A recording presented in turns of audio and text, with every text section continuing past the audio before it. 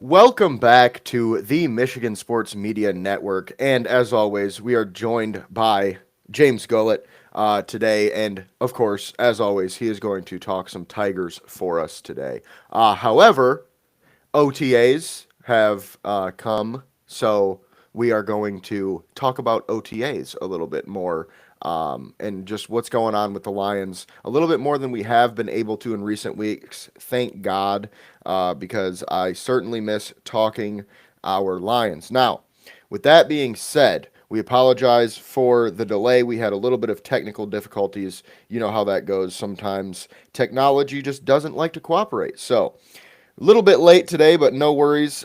First day at 4 o'clock. Now, also, first day of football. Football has officially started for me, okay, as well as the NFL. So, with that being said, I am going to be a lot busier in this football season. So, that's why we moved to 4 p.m. We'll be 4 p.m. for every live show that we have until probably football season is over. And we'll kind of, give you guys updates on the schedule as they come because the days may change. We may add a day or two. Who knows what's going to happen in this wild, wild world, all right? Who knows if we'll even be here in a week? I don't know, all right? So, with that, not us, I mean the world, the whole earth, everyone on it. Who knows what's going on with how crazy fucking life is right now. So, with that being said, I just want to say shout out to the Loynorix Knights where I coach. We're going to kick some ass this year. We came in second in the Western Michigan 7-on-7 tournament. So we're going to see what's going on. Last year, we won more games than we lost for the first time in 30 years. So the trajectory is up and it's going to keep on going. So I'm excited for practice to start and football season to get underway. Now, without further ado, let's talk about some football you actually give a fuck about. All right. So the Lions OTAs are here, and well, it's that season. So far with OTAs, there is a lot to talk about. Okay, so we're just gonna kind of go down the list, and we're gonna go back and forth every so often. Um, so with that being said, first things first, the defense has looked really good so far. Now, remember, okay, it's OTAs. They can't hit each other. Okay. So take everything that I say with a grain of salt, especially when it comes to linemen. Okay. On either side of the ball. Wink, wink, Aiden Hutchinson. I'm just saying. All right. So with that being said, the defense is looking really good. Shepard has been doing a very good job of, getting guys where they need to be. It does seem like the offense is a little bit behind the defense, and I don't think that is, negative on the offense. I think that's a positive on the defense. So it just seemed like from everyone's reporting, it seems like the defense is just going really smooth. Everybody's getting where they need to be. Everybody's playing pretty well. And with that being said, there are a few players that are playing pretty well, specifically in the defensive back room. As we know, Terrion Arnold is not at OTAs, and Ennis Rakestraw has been taking his first team snaps, and he's been looking pretty good alongside DJ Reed at the outside corner spot. Now, that probably means he is our number one backup outside guy. I do wonder what that means for him in the slot as well, because I would like to see Rakestraw play some slot, and it sounds like they're going to have to get him on the field somehow. So we'll see how that looks, depending on what's going on there. And then another DB that's been looking pretty good is Avante Maddox, our new safety corner nickel type we got from Philadelphia. Now, he has been playing a lot more safety, which kind of, we all expected, seeing as we needed safety depth when we added him. We didn't need corner depth. So it makes a lot more sense that he's a safety nickel hybrid type of guy. But it seems like he's been playing pretty well. He's brought some, good veteran leadership into the room. So it looks like our defense as a whole and our defensive backs specifically are looking pretty good. But like I mentioned earlier, when it comes to linemen, take everything that I say with a grain of salt, because so far Hutch is looking amazing, but they're not hitting. There's no contact really right now. So at least the movement is good after coming off a big, injury the way he did with his broken leg. I mean, just to see him moving as well as he is great. Great news. So, with that being said, James, do you have anything to add to that? I mean, you already said it, but I just wanted to touch on Rakestraw making an impact. He was my breakout candidate of the year, and as we have said, take it with a grain of salt. He looked great in camp last year. He looked great in preseason last year. Then unfortunately he got hurt. But on one hand, I get when people say, "Hey, it's just OTAs. Hey, it's just this." But in the case of Rakestraw, that's all we have to judge him on. We haven't like seen him play meaningful snaps. Like I know if you look up the box score, it says he played 8 games last year, but he played like 5 to 10 snaps a game. He got the JMO treatment, just getting his feet wet. So when we have seen him in the limited role, he has looked good. I might even border on saying great. But like you said, let's get the pads on. Let's see what happens when uh, you know, a little bit more contact is there to be had. He's never been that guy to shy away from contact if you watch his college tape, but until everything's on the table and it's full contact and all that. I mean, for now, this is all we have to go on. Yeah, and I think especially with DBs and receivers, contact means a little less in this, in this moment right now because he's showing he can cover. At the end of the day, like you said before, we know he's good with contact. We know he can hit. We know he likes to tackle people. So the fact that he's looking pretty good right now in coverage, I think, is a pretty positive point. And like you said, OTAs is really all we have outside of a handful of snaps here and there. And the fact that he's looking this good so far, he's healthy. Hopefully, that train just keeps chugging along. But with that being said, on the other side of the ball, obviously the offense has been doing pretty well as well. As we all know, Frank Ragnow retired pretty recently, so still kind of an open wound for Lions fans. But on the bright side, it does sound like our interior offensive line is looking pretty good right now. Now, like I said, take that with a grain of salt. We don't have pads on. However, it does look like right now Tate Ratledge is going to be our starting center next year. Now, it is OTAs, so maybe they're just getting him more reps with the first team than Glasgow because they think he needs it. That's a very possible scenario. Trying to get him, just used to snapping the ball, used to making the calls, seeing what he needs to see, that kind of thing. So I could understand if they don't actually think he's going to be the starter, but they're giving him most of the starter reps right now. But right now, left guard is Mahogany, center is Ratledge, and right guard is Glasgow, and I think that's going to stick. I think that's probably going to be the day one starting lineup because I believe that the fact that they are putting so much into Ratledge playing center means they probably drafted him to do that, right? So I think this goes down to that's why we gave up so much for him because we knew, okay, we like this guy, he can play center, and Ragnow's going to retire. So I don't think it was a done deal that Ragnow retires by any means, but if Ragnow plays this year, Ratledge plays right guard, and then I think we still move him to center next year. So I think this was always the idea when we drafted him.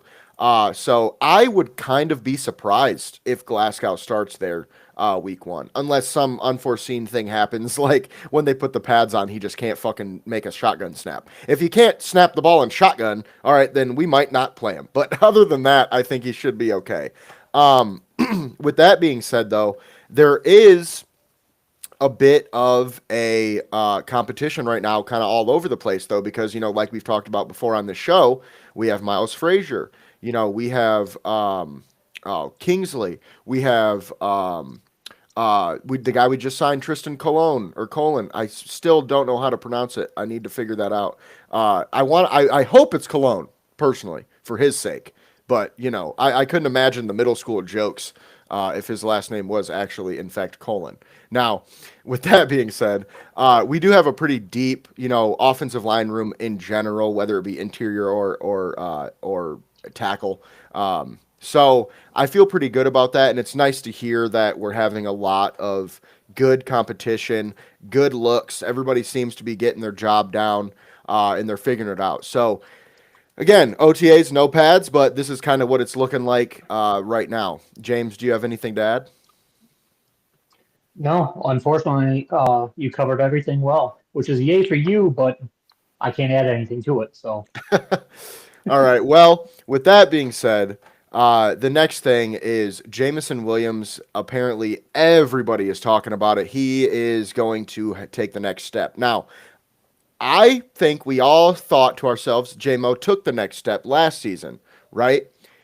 I think, how do I phrase this? I think the Lions coaches always knew Jamison Williams was capable of being a 1,000-yard receiver, right? I think that's why they drafted him. They said, okay, this guy is capable of this. What I think they mean by taking the next step, I don't think they mean statistically really at all. I think they just mean like, for instance, from what I've heard, his hands look a lot better. He looks a lot better as a playmaker in general, like with the ball in his hands. Now, that's the thing with JMO. I've always wanted a little bit more out of him because obviously he's freakishly fast, but you don't really see that super shiftiness, like you do from a Jahmyr Gibbs or, maybe, or even a Tyreek Hill, that has that same type of speed, but just with the ball in his hands can be a menace. Like if JMO gets to that point, man, we are cooking with f- gasoline, baby. Like this ain't even no grease. This is gasoline because if JMO becomes a I'm call me crazy, okay? But when I hear JMO taking the next step, I think of Jamar Chase, that type of player, where it's like he can beat you over top, he can beat you intermediate, he can beat you with the ball in his hands, he can beat you without the ball in his hands, he can, you know what I mean? He can beat you on an end around, he can beat you on a screen, he can get you on a vertical or a comeback or whatever. He basically just has everything. So if that's the case, man, things might get scary, okay? And as a Lions fan, kind of a small aside, I was offered Amon-Ra St. Brown last week in a fantasy league, and I turned it down. You know why? I said because I think JMO is going to take a lot more of these targets because next year I don't see Amon-Ra being – he's still going to be our number one wide receiver, but I don't see it being one of those where he has 120 catches or anything like that. I think Amon-Ra and JMO's stats will be a little bit more comparable next season. Now, do you have anything to add to that? I know JMO is your favorite Lion. yeah, JMO is my favorite line. I've been following that closely, and he does look different. It's not just word of mouth. I know if you follow the Lions, I've seen more clips on YouTube. Follow their YouTube page, and they will post daily, just 2 or 3 minute highlight videos and stuff from practices. And it seems like more and more each day is more kind of featuring JMO. I don't know if he is being highlighted or if he's just making the better plays that are shown on the highlights. But either way, he is definitely a more prominent person in those highlight films. And as you said, I've seen him make some one-handed catches. I've seen him, unfortunately, to kind of contradict my last point, I've seen him kind of burn Rakestraw on a rep. But I mean, not to kind of contradict myself. There's a reason JMO was, a top 15 pick and Rakestraw was a second round pick. There's not a lot of good corners in the league that could cover JMO. He just had 1,000 yards for the first time last year, and John Morton, our new OC, said he's going to feature JMO a lot more, and he is very happy with having JMO in this offense and looking forward to seeing what he can do with him. Yeah, and to your point, JMO doesn't even necessarily just look different as a like on the field, like his routes are different or whatever. The dude looks fucking thicker. You know what I mean? He just looks thicker. And I don't know if you got maybe I'm looking too much into it, but his voice sounds deeper than it was before. When I hear him talk, and maybe that's just, part of the confidence thing. Maybe that's just, you know what I mean? Like he's a little bit more comfortable. But when I heard him talk on an interview, I think it was last week at OTAs or 2 weeks ago, I was like, dude, he just sounds different even. Like he's just like a total different guy. So hopefully that, carries over to his on-field play. And really, honestly, hopefully it carries over to his off-field more than on-field because I feel like JMO is that type of guy that could get distracted. You know what I'm saying? He could have a lot of distractions off the field. So hopefully he keeps doing what he's been doing with that and just all football all day, because if he does that, man, the sky is the absolute limit at this point. And then with that said, moving on, it does sound like, speaking of another absolute dog that we have on the Lions offense, Jameer Gibbs is apparently going to be playing a lot more receiver spots this year. And not only that, he will get a lot more different looks out of the backfield as a receiver as well, which I personally didn't understand why we didn't use him more in that way. Look, man, call me fucking crazy, okay? But look, when I think the Lions offense, here's what I'm thinking. I'm thinking Amon Ra, JMO at the outsides, right? And then you have Laporta at the Y, so like the wing tight end slot. And then you have Jameer Gibbs on the other side at the slot. David Montgomery in the backfield. Why don't we do that? I don't feel like we ever do that. Like, that would mean we would have all of our best offensive weapons on the field at the same time. And not only that, we could run an end around with JMO, run an end around with Jameer, or I'm sorry, not an end around, a jet sweep with Jameer. You know what I'm saying? That kind of stuff. Or fake the jet, fake the inside zone, throw a screen. It's like we could do so much crazy shit with that, and we just never do. So I'm hoping that means that this means Johnny Morton is like, all right, we're going to start doing that more. We need more of David Montgomery and Jameer on the field at the same time so we can kind of use them however we like. I also don't understand why we don't use more two back sets with both of them. I think that would be a great idea, because then the defense doesn't really know what's coming. You can hand it to either player. You can still pass it. Like, I just feel like there's potential that I can't even believe I'm going to say this right now, but there's potential that our offense next year is more creative than it was with Ben Johnson in different ways, though. Like, Ben Johnson is creative in trick plays, right? Like, he's great at making trick plays, making the Panay Sewell catch or the JMO throw. Anyway, we won't talk too much about that, but I think Johnny Morton is a little bit more creative in just the small ways in the game, if that makes any sense. Like, okay, we're gonna get all these guys on the field so we can use them in all different ways. Whereas it didn't seem like Ben Johnson did that as much. So, with that being said, I am definitely looking forward to that, especially as a Gibbs fantasy manager, because he was already RB1 last year, and if this motherfucker gets 20 more catches next year, I mean, we might be looking at one of the best running back fantasy seasons ever. Okay. So now, with that being said, Laporta also has been looking very good, and he has looked like he is going to take the next step as well, just overall, which is kind of crazy because after his rookie year, it was like, how could this guy get much better, right? And then last year, he kind of dropped off statistically a little bit, but does sound like he is going to be taking the next step. Now, James, do you have anything on that before we move on? The only thing I wanted to touch on with that is I don't know if I mean talking about Sam Laporta. He's a young player, and obviously he'll still develop. It's only going into year three for him. And I'm not saying you said this, but I know some people online were asking earlier in the offseason why he took a step back last year. And I don't per se think he took a step back. I think JMO, who had a career year, and Gibbs, who had a career year, just kind of took the ball away from him. There's only one ball to share for all of these guys. So just because his stats went down doesn't mean he was a worse player for us. But I agree with you. From what I've saw from the reports and whatnot, it does look like he will be a bigger focal point this year, along with JMO, as we just mentioned. So in terms of fantasy, I think you are right to kind of, I don't want to say avoid St. Brown, but maybe hesitate a little bit if the trade offer is too rich. Yeah, and that's exactly why I passed, because it wasn't a bad offer. It was just, it wasn't a bad offer if I didn't think JMO was going to explode. And that's a great point with Laporta, because I do feel like they just didn't use him as much as they did his Yeah. rookie year. Like, that's all it came down to. It's not that he was worse.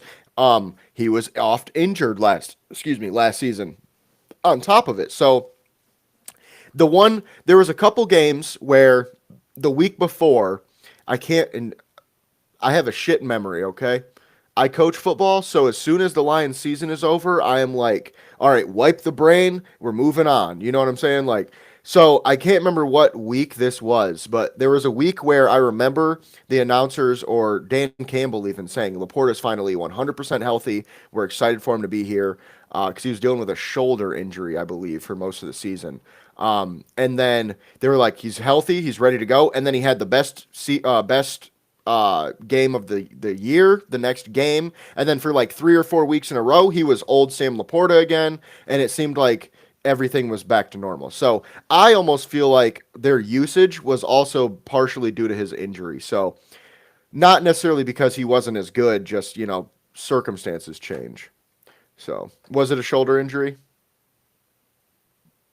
I'm trying to find out now. The shoulder rings a bell for sure. Okay. I'm trying to see what week that was said, slash look up his stats and see what week he had that. Because I do remember him kind of, I hate to say lazily because it's just the stat version, but kind of just going with the flow, 2 catches, 20 yards, and then he just went off for like 5 catches, 100 yards, and like 2 touchdowns or something.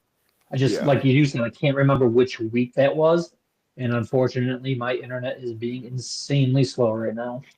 It doesn't help that I probably have like 20 tabs open, but Right.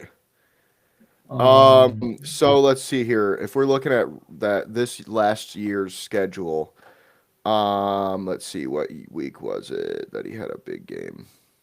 I have an article loading that says Right. Sam Laporta finally healthy, but I can't see what week it is yet. So he had a pretty solid game week, I don't know what week it was, but against Houston, six 3 catches for 66 yards and a touchdown. But the game I'm thinking of was against Buffalo. He had 7 catches for 111 yards.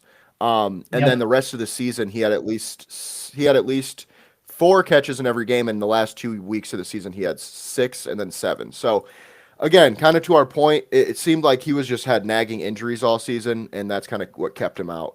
But now moving on to the not so positive stuff about OTAs. Okay, guys, I think it is time that we say, I know what we've said it many times on the show. I haven't, but other people on the show have said many times there is one pick that Brad Holmes' worst pick, and it's not close. And I'll tell you, that person was completely fucking wrong, okay? Because it's not Manu, right? It's Hendon Hooker. It's Hendon Hooker. It just is. The dude is bad. I, I don't know what else to say about it. Like, he's been bad for 3 seasons, and he's fucking 28 years old. He might even be 29. I don't fucking know. Like, we drafted this kid, right? And everybody kind of thought, well, shit, maybe we have our heir apparent to Jared Goff. And I thought to myself, I don't see it. I mean, he's a solid college quarterback, but he was older, and he was still, for an older guy, he was still pretty raw, right? And then, everybody was saying, well, without the ACL tear, he was a first round pick. Okay, no. That just wasn't going to happen. Okay, unfortunately, like, I like Hendon Hooker. I just don't think he has been. Well, actually, Broderick Martin and Hendon Hooker are probably tied, in my opinion, for the worst 2 picks because Broderick Martin just doesn't really play. So it's like hard to even gauge that. But point is, Hendon Hooker has not looked good again in OTAs. Last year, we dealt with the same thing. The year before that, we dealt with the same thing. I mean, I went to OTAs last year, and I think me and you talked about it, actually. I remember Yep. being like, holy shit, he looks bad. Like, it's not even just like, oh, we missed a throw here and there. It's like, what the fuck did he see when he threw that ball? Like, genuinely. And it's like, we're in year 3 of Hendon Hooker as our backup now, right? And he doesn't seem to really have gotten any better, right? No. And he's old already, right? And we just Yep. signed Kyle Allen, and he ain't looking too much better, guys. So I think it's time we start looking for a QB2. And I mean, like, we need one bad because I'll tell you right fucking now, boys. We can lose 11 out of 11 defenders and still win games, apparently. We ain't losing Jared Goff and putting fucking Hendon Hooker or Kylan Allen in there and winning games like we did last year. That's just not happening, okay? So, like, if I were the Lions, I'm keeping a close eye on the Cleveland Browns and the Pittsburgh Steelers. And here's why. If Aaron Rodgers, right, is the obvious starter and it's not even close, I don't think this would happen, but there's a potential that Mason Rudolph might want out. I don't know. I could see that. Now, would he want to come to Detroit and be the backup? Who knows? Maybe they move on from him for money. Now, again, I doubt that happens. However, what's more likely is Cleveland. Okay, I would keep an eye on Cleveland's quarterback room. Here's why. Shador Sanders, okay? He could start for them next year, right? We have Dylan Gabriel. He could start for them next year, right? We also have Kenny Pickett, who could start for them next year. We also have Joe Flacco, right? One of them's got to be cut, boys. One of them. One of those 3-4 names I just mentioned has to be cut because they only keep 3 quarterbacks. I would We just prefer got Joe Deion Flacco. Sanders. Yeah, right. I would prefer Flacco out of all those guys because he's the only one that I would go. If Goff goes down, we can still win a little bit. We can win a couple games with him. I mean, he showed it in Cleveland. He's not cooked, right? Now, I think Kenny Pickett is going to be the odd man out, though. I do believe they will end up cutting Kenny Pickett, and I would bring him in if I'm the Lions because I it if he's not as good as the other two, you just let him just leave the fucking building and you don't have to worry about it. However, there's a chance he's better than Kyle Allen and or he's better than Hendon Hooker. If he's better than both of them, he's our backup. Now, if he's better than Kyle, obviously Kyle goes and we keep Kenny. The point being, though, we need to look around, okay, and we need to find somebody who can actually play, right? Like a Jacoby Brissett. Obviously, he's not available, but somebody like that where if shit hits the fan, we have a backup quarterback we feel comfortable with. Because right now, it does not sound good for either of our guys. And then the last but not least for the Lions, there have been a lot of players that have missed a lot of OTAs due to injury. And you know, it's OTAs. So the thing I'm thinking is how much of those injuries are even like real? You know what I mean? It's like these guys are probably just like, man, y'all can have it. My ankle's hurting or whatever. You know what I'm saying? It's like, I stubbed my toe this morning. right. Like, I mean, I would do that shit. It's like, whatever, man. I'm just chilling. Like, I'll get some treatment and, you know, stay and be at practice and watch and everything, you know, so that way you're still in the loop. But makes sense for veterans, okay? Now, Marshawn Lynch that. right? Literally. I'm just here so I won't get fined. Right. And then now with that, before we move on, do you have anything to add for that one? No, I'm just really looking forward to this season. It's around the corner. I know everyone once again keeps posting about, 90 however many days, but it's only 50 something until preseason. I think it's 52. Don't quote me on that, but I think it's like 52 days until preseason. Next month on the 31st. So, Yeah. And we play in the first preseason game, so we'll be the first team or the first fan base. I think we play the Chargers or the Steelers. I Chargers, think Chargers. Harbaugh. Okay. So when we play the Chargers, there's going to be 2 fan bases that are pretty happy to see their team before everybody else gets to. And with that being said, as well, We we get have. Go ahead. 4 preseason games because of that too, not just Right. 3. Great point. So also on top of that, we have 2 joint practices as well. So with Miami and Houston, so we'll actually be able to get to see our team go full speed a little bit here pretty quick. So like I said, similar to what I've got going on, football season comes at you fast, and when it's here, man, it is just it's a avalanche basically. It's a snowball effect. It ain't stopping until that season's over. So it's gonna be a lot of fun. I always really love when football season comes back around, whether it be as a coach or a fan. So really excited to get into it as well. Now, with that being said, we will move on to our NBA portion of the show. It's going to be a quick-ish portion of the show. Obviously, Game 3 of the NBA Finals is tonight in Indiana.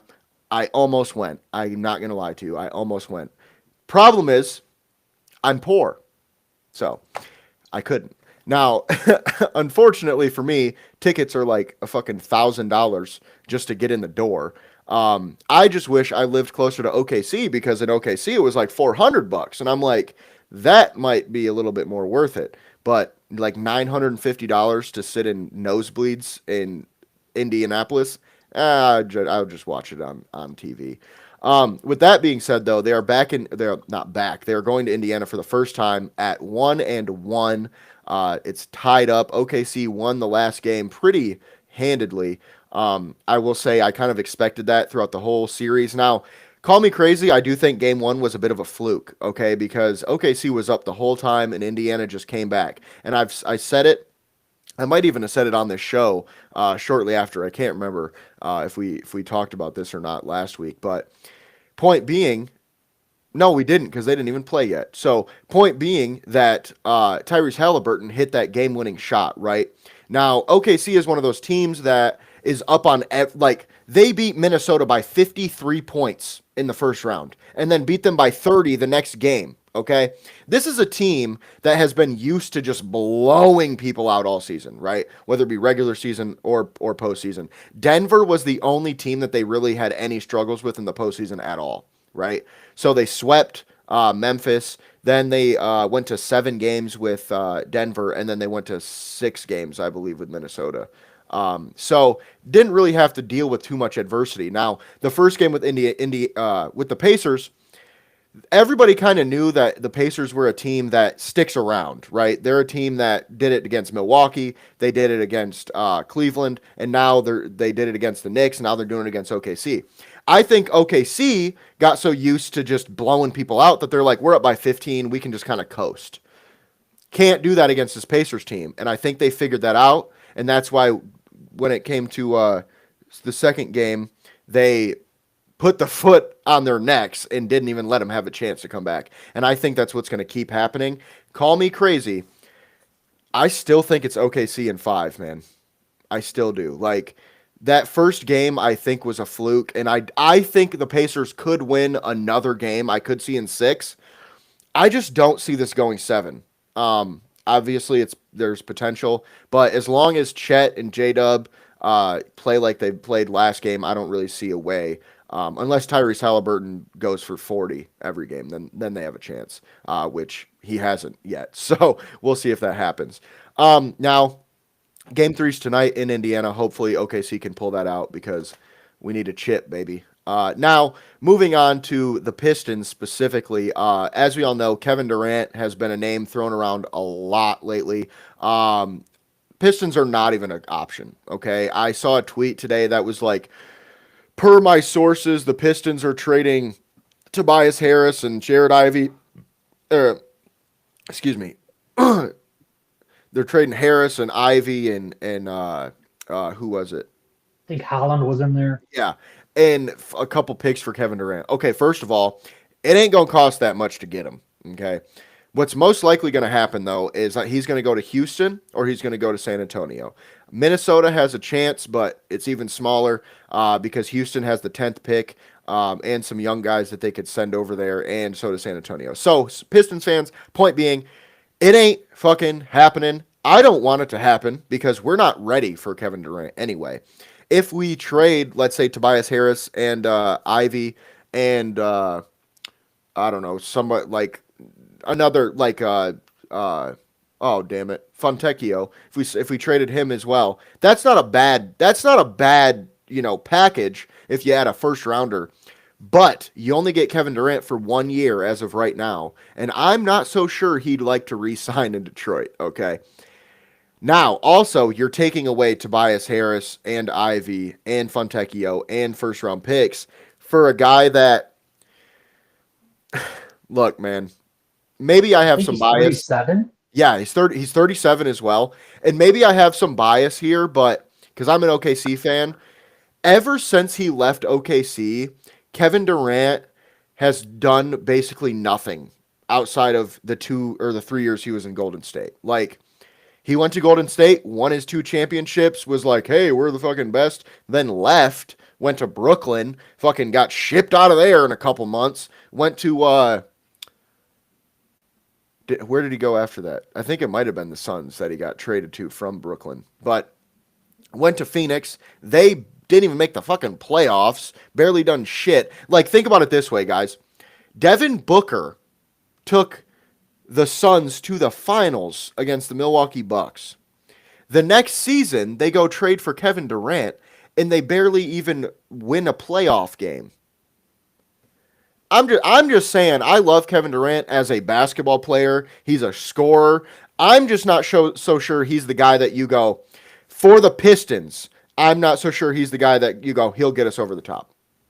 Okay. Could he? Yes. I'm just not sold. Now, for San Antonio or Houston, it makes a lot more sense because they're a lot better built right now. I also think San Antonio, he fits better there. If you slot him into that power forward spot, they really don't have to give up too much. Devin Vassell and maybe Sohan and the 14th pick. That's really not that much for a guy like Kevin Durant. You're not losing too much on your rotation. I think that's a good move for everyone involved. Phoenix gets good young players, picks. They can kind of rebuild with Devin Booker. And the Spurs, if they get Kevin Durant, I think are not title favorites, but they're definitely contenders next year. But that's why I would personally stay away from KD if I were the Pistons. Now, one more thing about the Pistons this offseason, there has been potential or talks of them going after one of the Minnesota Timberwolves big men. Okay. And I'm a big fan of this because now it depends on the money, of course. Naz Reid, I saw a report the other day on Twitter that he's going to get $60 million a year. If he gets that, no, I will. I wouldn't. I would barely give him 30 personally. I don't even know if I'd give him 30. I'd look to give him like 22 because I just feel like he's not a real needle mover necessarily. Like he's a good player, but he's not a guy you're going to bring in and he's going to be an all-star for us next year. Like I just don't see us winning a chip because of him. Now, the guy who intrigues me more though is Julius Randle. Okay, and here's why. Julius Randle, I think, fits this team really, really well because he can shoot, he can handle the ball, he's a good rebounder, he's a good defender on the ball, off the ball, perimeter, in the paint, all of it. I think he is better than Naz Reid at the things we need right now. And if that $60 million number is true, I think you can get Julius Randle for 30 to 40. Okay, and I think that would make a lot more sense. Now I still don't know if I'd want to, give him a 4-year deal. I'd probably give him a 2-year, maybe 3, just because of his age and everything like that. But just something to keep in mind, Pistons fans. I think Julius Randle would be a pretty good fit for us in Detroit, and I think he fits what we want, right? Because this offseason he was known, or this playoffs, he was known as the Luka stopper because his perimeter defense is so good as a big man. So I think he fits pretty well in this group. So with that being said, that is all we have for our NBA talk as of today. So James, we will move on now to our Tigers update for this week. The floor is yours. I'm gonna say, hey, hey, baseball town, because these Tigers are hot. They once again are coming off a win. They are 6-4 their last 10 games, so slightly worse than last week when we were 7-3 coming off the 10 games. But thankfully, pretty much every team in the division has gotten worse over the last week. We are now currently sitting on a very comfortable 8-game lead over second place, the Minnesota Twins. And the Cleveland Guardians, who were second when we played them last week to 10 days ago, might be a little over a week now. They were only like 4 games out. They are now 9 games back, and now they're even in third behind the Twins. So they're even further away. The cockiness in me wants to call them an afterthought, but the season is still so many games long. And there's still a lot of baseball left, but everything right now is going smooth. There's a ton of talking points between another dominant Skubal victory. Torkelson has found his power. He started out hot, kind of cooled off a little bit. He's back to being hot. He's got 2 home runs in the last 5 games, one just yesterday. They are now 20 games total over 500. They are 64-44 on the season. So we are finally under the 60 game to go mark, thankfully. But this is the first time that they have been 20 games over 500 at any point in the season since 2013. So it is going back 12 years since we have been this amount of games over 500. And that particular season, we ended up with 93 wins. So I would be more than fine with running that back. Um, and then the only other juicy tidbit besides trying to stretch things out, because I know we started late and you got a deadline and you got other things to do here, is Scott Harris, the president of the Tigers, came out on, I think it was 97.1. I'm just going to say an interview, but I think it was not 97.1, and said that the Tigers will be buyers at the trade deadline this year. And on one hand, that is kind of like a no duh statement just because we're the best team in baseball right now. So let's go in and let's try to win this damn thing. Like, why wouldn't we be buyers? We're not going to sell when we're the best team in baseball. However, as I've said in previous podcasts, we are the best team in baseball as is. And of course, other teams are going to spy to try to catch us and whatnot. But I would only make a move, and stop me if you've heard this before, at the right price. Because we have some very valuable prospects that could get us quite a few. I would even say game-changing players because Max Clark, Bryce Rayner, McGonigal, these guys are of note if you're in the know of the baseball world. These guys are making waves. Although Rayner is hurt and unfortunately out for season, but he was having an immaculate season prior to that. But the other two guys are healthy, and Scott Harris flat said that he doesn't believe in untouchable prospects. To an extent, I understand that just because everyone has their price. If you want to go ahead and trade me Otani, okay, sure, you can have our top prospect. Obviously, that's not going to happen, but everyone does have their price.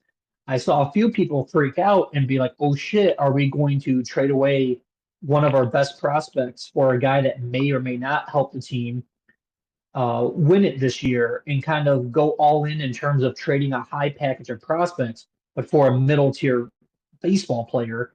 And to that, I just have to say, you just have to trust this front office. I know prior regimes we couldn't and we sucked, but these are the guys that got us to where we are. These are kind of like the Brad Holmes of the baseball world, and they're not going to make a move if it's going to make us much worse. In that same interview, he did add the caveat it doesn't make much sense to trade a guy who we feel like could help us for the next 10 years for someone that can help us only this year. So we'll see what kind of moves, if any, they make. It's way too far out. I've seen some names linked to the Tigers, like, oh, they could target this guy, but it's like the best closer in baseball or someone that's on the Dodgers or Yankees who are also going to be in the playoffs. So they're not going to trade away their top end guys to their competitor who's just going to beat them. So let's keep the mock